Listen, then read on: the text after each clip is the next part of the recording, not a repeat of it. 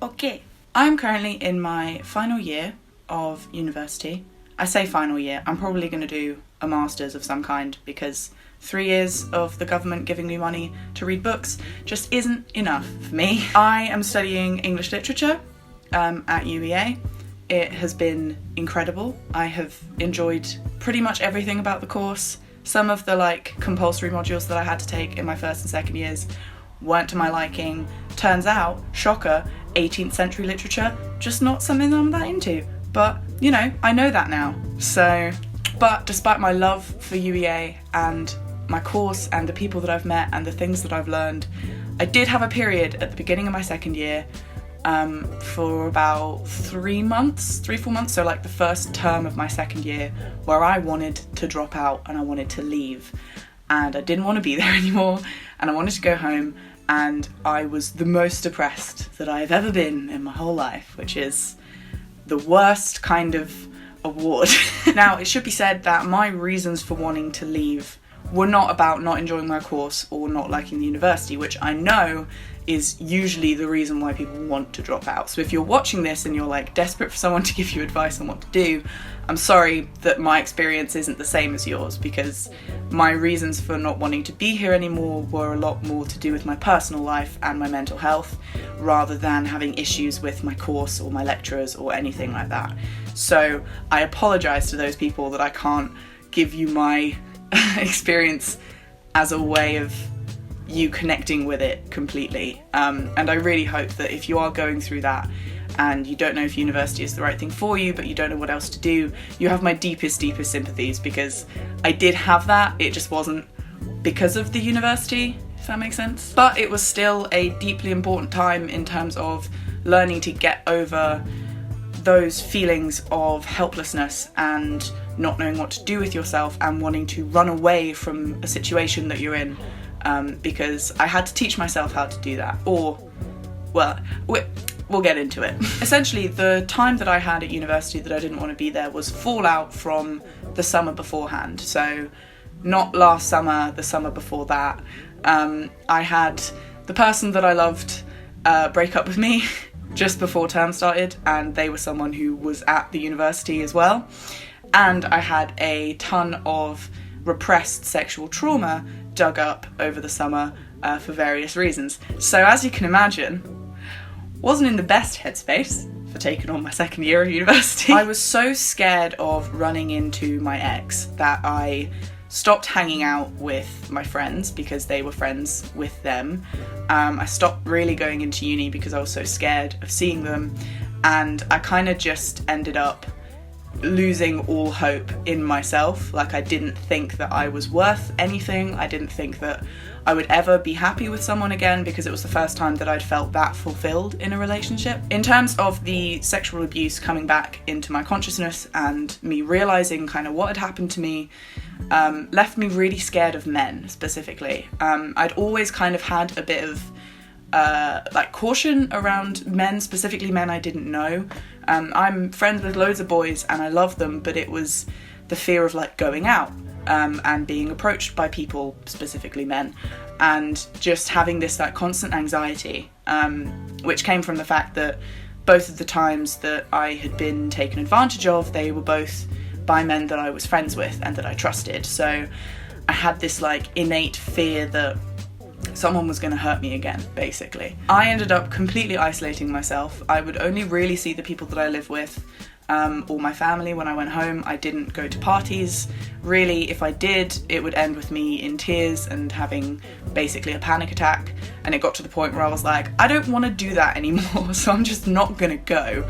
Which does make logical sense, but it meant that I essentially just sat in my room for 4 months straight and just didn't really do anything with myself. I was self-harming all the time. I was sleeping with my ex, which is never a fucking good idea.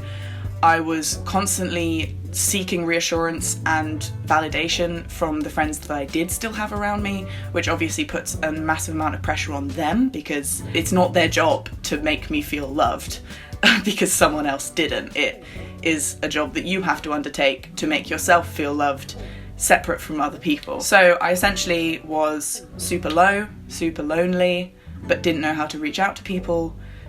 suffering from heartbreak, suffering from trauma. I put on loads of weight. I wasn't exercising. I was really behind on my studies. It was just a bad time. In terms of uni, because I was going less frequently, I was getting less out of it, so it just kind of became this burden, this thing that I had to go and do when all I wanted to do was stay in bed. And I would try and kind of email my lecturers and stuff and tell them that I was sick or that I wasn't feeling up to it, but I was just not paying any attention to it, and gradually lost all of my motivation for this thing that I love, which is English literature and reading books. The thing that eventually saved me, basically, was going to therapy. I already knew that I wanted to go to therapy after the sexual trauma stuff came back up, but then all of the personal shit obviously added to that. And I had done counselling before. There was a period in my life where I was going to 3 different types of counselling a week when I was like 16, but I'd never been in such a low place and in such a place of despair and just like self-hatred before. So I was luckily in a position where I could afford to pay for my therapy, because my uni's waiting list for mental health support was just too long. I was in a situation where I needed help now. I couldn't wait 4 weeks or 6 weeks or whatever, and the mental health facilities at my uni only give you 6 sessions, and I was like, I'm gonna need more than that. Mama's got some issues. So I looked into Norwich counselling services and therapy services and found one that seemed to be a good fit. Emailed them, they were amazing. I managed to get on their like student package, I guess, which was £15 a week for 50 minutes of therapy, which is just one-on-one. And I had an assessment session where they basically handed me a list of boxes to tick, and I just kind of ticked all of them because, as I said, wasn't doing good. So altogether I did that weekly for about 6 months, and over that time I don't really know how to describe it other than it felt like I met myself for the first time, because through this therapy I realised that so many of the issues I was dealing with actually stemmed from when I was like 12 or 13, and everything just kind of started to make sense. The amount of like genuine epiphanies I had about the issues that I just kind of thought were like part of my personality is insane. I was like every 2 days realising this whole new thing about myself. I realised through the counselling and therapy that I was receiving that I had dug myself into a hole of hating myself and thinking that there was no hope and that I was never gonna get better or be happy. Because the way that my therapist phrased it was, for a lot of people, hating yourself is really comfortable. If you've spent your whole life thinking that you're annoying, clingy, unlovable, stupid, unworthy, then it's gonna feel normal to kind of indulge yourself in those things. And it's scary to say, no, actually, I think I'm pretty great, and I deserve love, and I deserve appreciation, and I deserve to go get the things I want. Because by putting yourself in a place where you deserve respect and you deserve love and you have standards for how you treat yourself, people can knock you down, because people can make you feel unlovable, and then you go straight back into this like, oh yeah, there we go, I knew it. I knew that I was actually not worthy of anything. And then you're back in that hole. It essentially got to the point where I had to kind of give myself some hard love, which was to say that these things are not your fault. Being assaulted or abused, being broken up with, having your heart broken, none of those things were because I deserved them or because it was what was coming to me or things were too good to be true.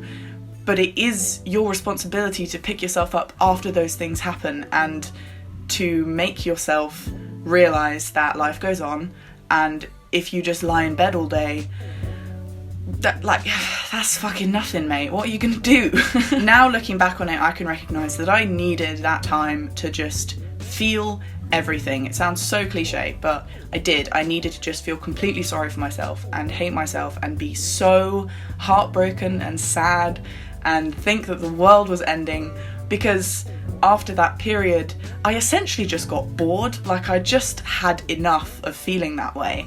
And obviously this is something that doesn't work for everyone, and by no means am I saying that this is, an easy fix, But I kind of just forced myself to be happy and forced myself to love myself. And it felt uncomfortable and I didn't like it.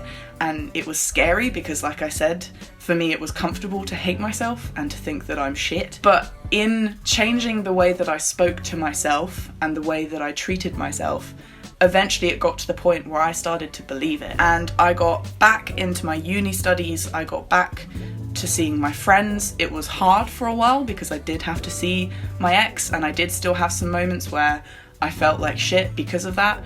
But eventually it got to a place where I felt so confident and so strong because I had dug myself out of a grave, essentially, and met myself again. It's the weirdest thing. It's how I've always described it. It felt like I met myself for the first time. It did take me getting to that point, getting to proper rock bottom, to realise that it starts with you and you can't just sit and wait for someone else to fix it, because people often can't, and you have to kind of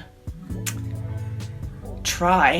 So I guess if you take anything away from this video, it's that things are not hopeless, and you are not hopeless, and the world has not given up on you. And if you're going through something that feels like the end of the world, believe me, I understand, and I've been there, and it's shit. So finally, thank you for watching, thank you for listening to me and giving me space to express myself. It's still the coolest thing in the world. And if you are in a place that sounds at all similar to what I described, I know how it feels, I really do, and I've been there, and it sucks. But you are not worth giving up on, because you have so much to do and to offer, and the world is waiting for you to pick yourself back up again. And however long that takes is fine, but you have to just try. And that's all anyone can ask of you. See you later.